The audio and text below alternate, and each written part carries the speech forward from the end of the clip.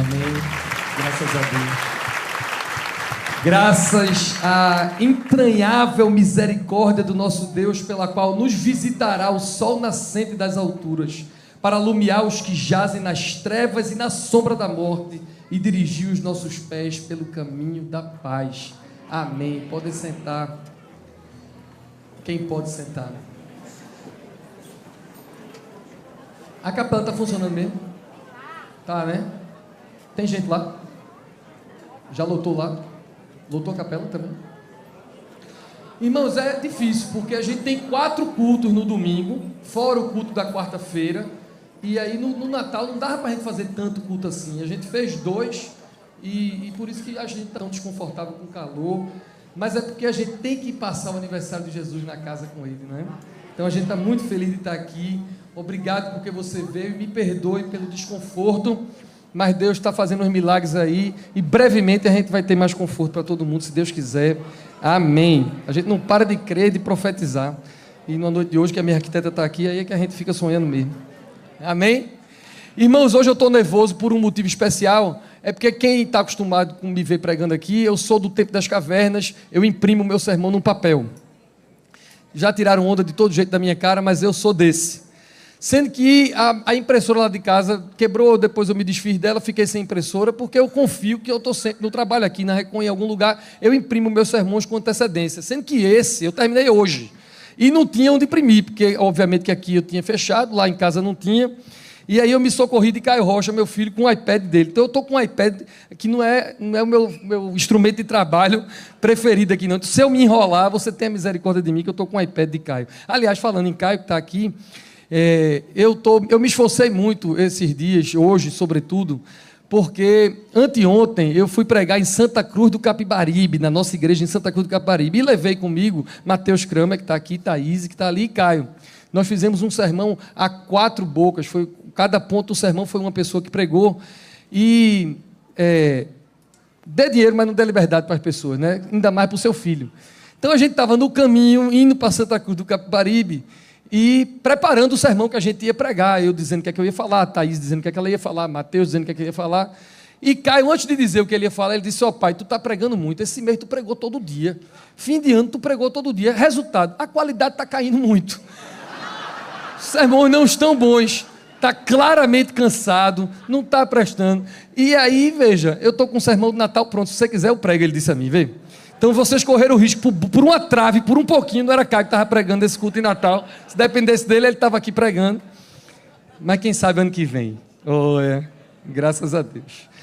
Mas eu estou aqui com esse iPad e feliz de celebrar nessa noite que é linda em todos os sentidos. As pessoas estão bonitas, a decoração está linda, e a decoração do Natal desse ano aqui da igreja foi muito linda, aqui dentro, lá fora, comida gostosa, um tempo de solidariedade, é bom de todo jeito celebrar o nascimento de Jesus. E todos os anos eu fico me desafiando de pregar um sermão novo de Natal, tem muitos anos que eu prego todo Natal, tem 10 anos que eu prego no Natal, e eu fico com vontade de pregar os meus sermões preferidos, que eu pregava lá na Trindade, e aqui dos últimos 4 anos também, e porque são lindos, e Dom Paulo Garcia, meu professor, sempre disse: um sermão que não é digno de ser repetido, nunca foi digno de ser pregado. Então eu fico tentado, mas eu nunca consigo repetir um sermão do Natal, porque é tanta coisa linda que se tem para falar no Natal, que aí todo ano eu vejo uma coisa diferente nos textos, e dessa vez eu vi esse texto lindo, que é o Cântico de Zacarias, que é chamado do Beneditos, o Cântico de Zacarias. Antes de a gente entrar nele, eu quero dizer uma coisa, e não é cacoete de pregador, é verdade o que eu vou dizer agora. Eu estava preparando esse sermão, e eu fiquei imaginando que eu ia ver muitas das minhas ovelhas, como eu estou vendo agora, alguns visitantes que eu não conheço, mas tem algumas pessoas que estão aqui, e que eu sabia que iam estar aqui, ou pelo menos eu tinha esperança que iriam estar aqui, e que estão aqui, que esse sermão foi feito especialmente para elas. Especialmente para ela. Tem uma mulher que está aqui, que eu pensei muito nela quando preparei esse sermão, porque o marido dela e eu estávamos na esperança dela vir hoje, e ela está aqui. E eu fiquei orando e pensando: Deus, eu queria uma mensagem que tocasse no coração de quem está chegando na igreja pela primeira vez hoje, ou quem está aqui dos últimos cursilhos, e também que falasse ao coração de quem já tem muita maturidade, quem já está há muitos anos no Evangelho. E essa mensagem, que é baseada numa única palavra, ela tem esse poder de nos tocar a todos os que estamos aqui, amém? Para entrar no Beneditos, que é o cântico de Zacarias, eu preciso contar um pouquinho da história, voltar alguns meses antes do Natal. Era o templo lá em Jerusalém. Zacarias era um sacerdote, já idoso, e um anjo aparece para ele e conta uma notícia quase impossível, e ele seria pai. Isabel, sua esposa, que era idosa, era também estéril, então ela não podia ter filho. E quando o anjo disse que ele ia ser pai, Zacarias duvidou. E quando Zacarias duvidou, o anjo, por conta disso, deixou ele mudo a gravidez toda. Aí quando eu vi isso, eu pensei, meu Deus, eu sou um sacerdote, eu estou no templo, eu estou quase ficando velho, eu estou no meio do caminho de ficar velho, eu não estou afim de ficar mudo não. Já imaginasse eu mudo por 9 meses? Olha, tá vendo o que é bullying? Deram um ô glória ali, tá vendo? Bullying é isso. Tem amigos que façam isso com você. Mas eu não ia aguentar passar 9 meses mudo de jeito nenhum. Então, se um anjo, eu fiquei pensando nisso, se um anjo aparecer e disser um negócio a mim, por mais improvável que seja, eu vou acreditar que eu não quero ficar mudo. Ainda que ele diga que o Náutico vai ser campeão mundial daqui a 4 anos, eu tenho que acreditar, né? Olha aí, tá vendo? Agora, melhor ficar mudo, né? Porque Jacó, quando encontrou com o anjo, ficou coxo, foi pior. Mas também não quero nem ficar coxo, nem ficar mudo, eu quero acreditar no que o anjo me disser. Graças a Deus.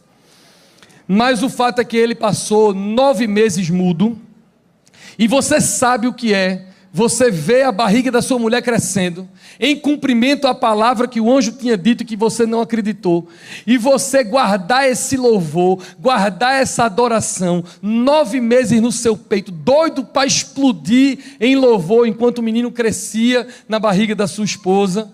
E aí, na hora do nascimento de João Batista, primo de Jesus, filho dele, então abriu-se a boca e ele explode nessa canção profética e de adoração chamada Beneditos. Ela é chamada Beneditos porque é a primeira palavra da canção. Quando você vai ler no versículo 68, bendito seja o Deus de Israel. Bendito é de onde vem esse nome Beneditos. É uma música linda.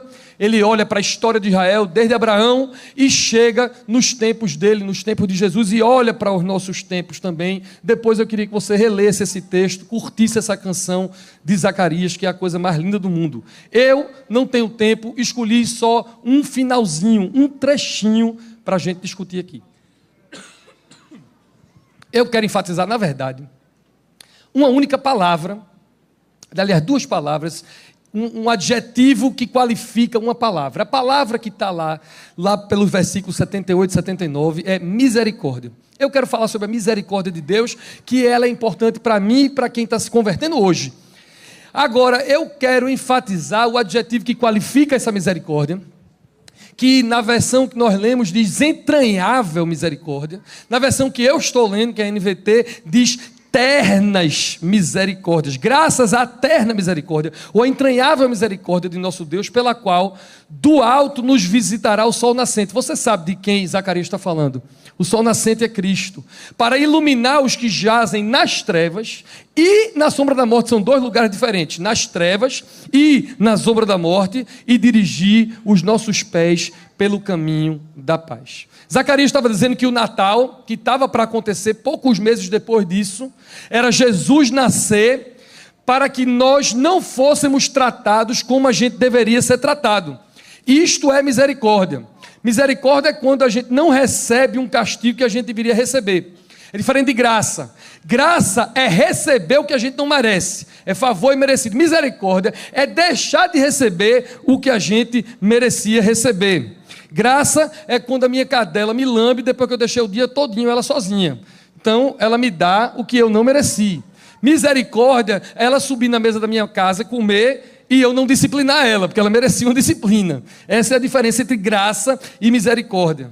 Domingo o Rodolfo estava pregando aqui, e ele estava falando de um sujeito que eu não sei quem é, que ele disse assim, a gente fica dizendo só a graça, né? Rodolfo disse assim, esse aí só a graça e a misericórdia juntas, para essa pessoa.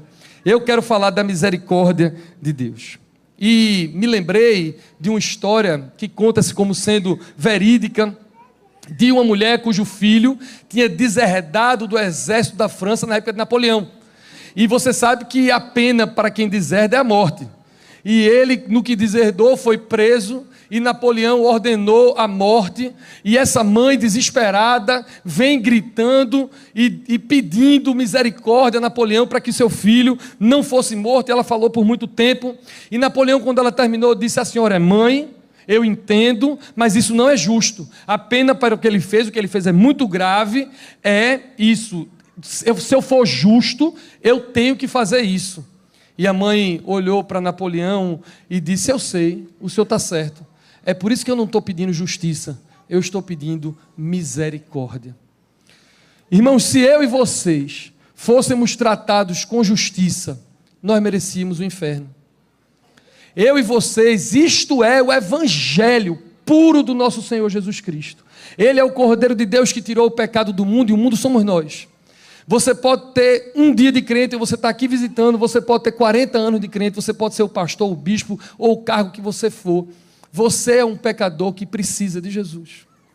A misericórdia vem para que a gente não receba o que a gente merece, porque o salário do pecado é a morte, e o pecado traz consequências, e Jesus, em sua imensa misericórdia, nos protege disso, e isso é muito lindo. A Bíblia diz que a misericórdia de Deus se renovam a cada, e ela é a causa de não sermos, isso é o povo crente aqui da igreja que está falando, né? Graças a Deus.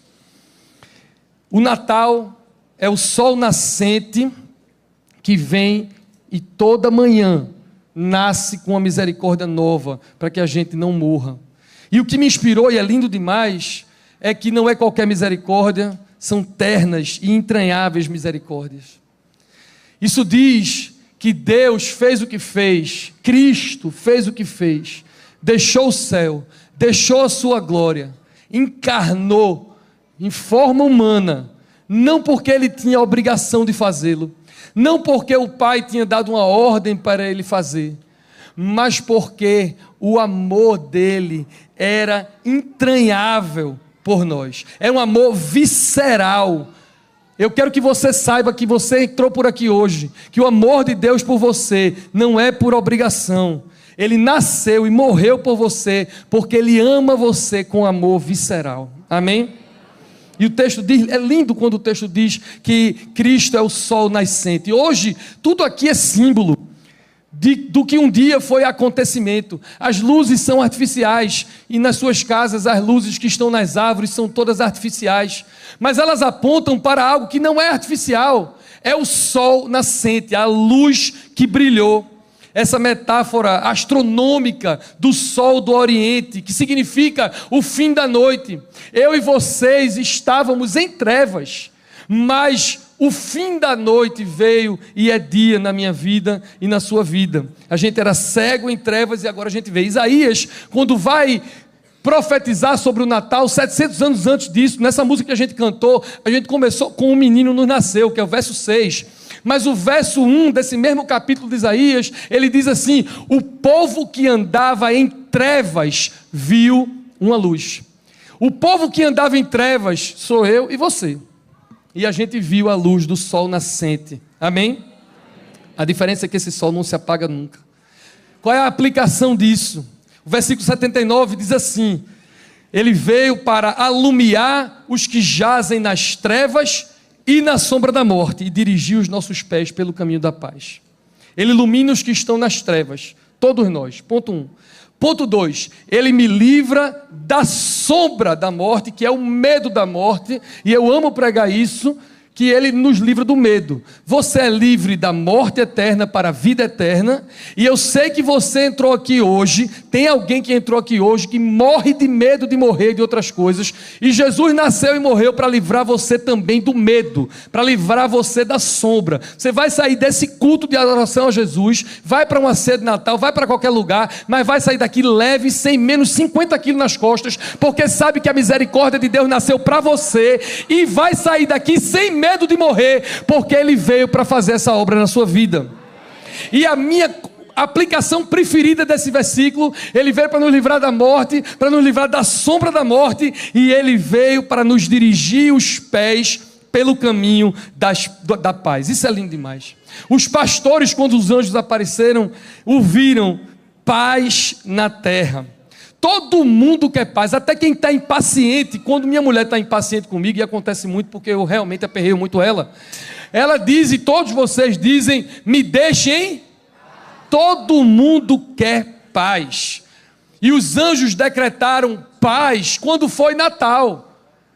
Paz real acontece quando nasce Jesus, o príncipe da paz. E aí sim, no versículo 6 que eles cantaram, um menino nos nasceu, um filho se nos deu, o governo está sobre os seus ombros. Preste atenção, o governo não está sobre o seu ombro.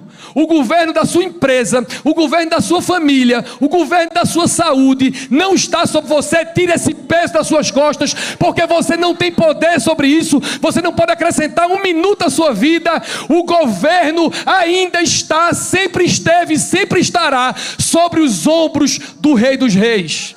O governo está sobre os seus ombros e ele será maravilhoso conselheiro, Deus forte, Pai da eternidade e a paz é o Natal.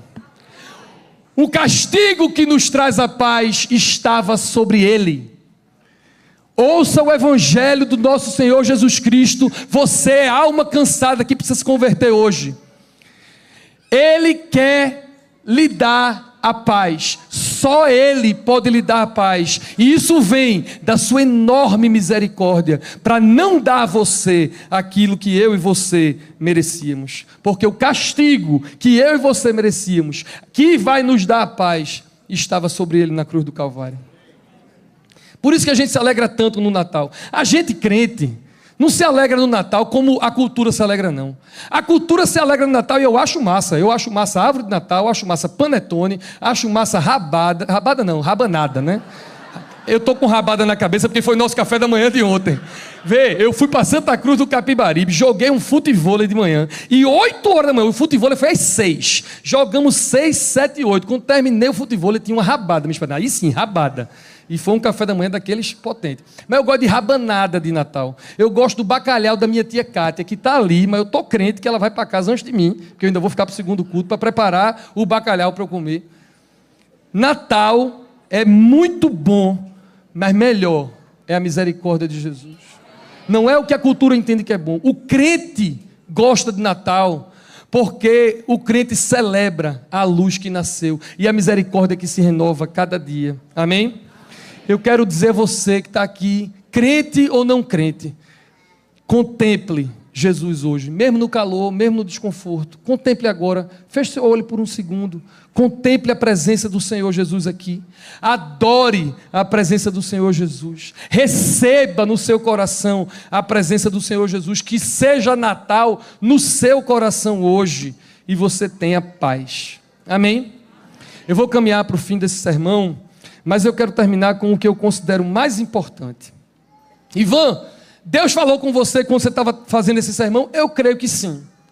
Desde a escolha do texto, do Beneditos, dessa palavra misericórdia, da tenra misericórdia, entranhável misericórdia, passando por várias coisas que eu disse aqui, que eu sei que tinha endereço certo, recados exclusivos, específicos para CPFs que estão aqui olhando para mim hoje. Tudo isso eu vejo a mão de Deus. Mas, na preparação do sermão, teve algo que me tocou de uma forma especial. E quando isso acontece, eu sei que vai ser um strike santo aqui. Eu sei que vai ter recado de Deus agora para Deus e o mundo que está aqui. E para os que vão ouvir isso aqui pela internet depois. Preste atenção no que diz o texto. Jesus é a luz que dirige os seus pés pelo caminho da paz. Mas quando eu estava estudando, preparando e orando esse sermão, a impressão profética que eu tinha é assim: Ivan, Deus faz isso com você, mas não é só para você. Esse caminho da paz não é só para você. É para que você seja um pacificador. Para que você saia daqui para ser um pacificador. Bem-aventurados os pacificadores, porque serão chamados filhos de Deus. O Filho de Deus nasceu e foi um pacificador, para que eu e você sejamos igual a Ele, pacificadores, e sejamos também filhos de Deus. Ele veio para nos iluminar, para nós sermos também luz, e aí nós vamos ser chamados filhos de Deus. Não é segredo eu ia dizer não é segredo para ninguém, mas como tem muito visitante, é segredo para muita gente. Mas para quem é daqui dessa comunidade, há um tempo, não é segredo que eu sou fascinado, apaixonado e inspirado por São Francisco de Assis.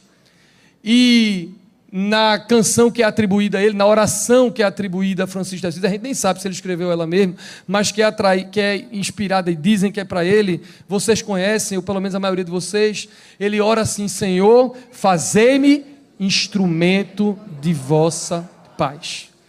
Os caminhos da paz para os quais Jesus quer direcionar você e eu, é para a nossa paz, Cristo, príncipe da paz, mas para que você seja instrumento da paz onde você estiver. Na ceia de Natal, hoje, você precisa ser um instrumento da paz. Na internet, você precisa ser um instrumento da paz. Na sua família, você precisa ser um instrumento de paz. Eu ia dizer que não adianta, mas eu sei que adianta.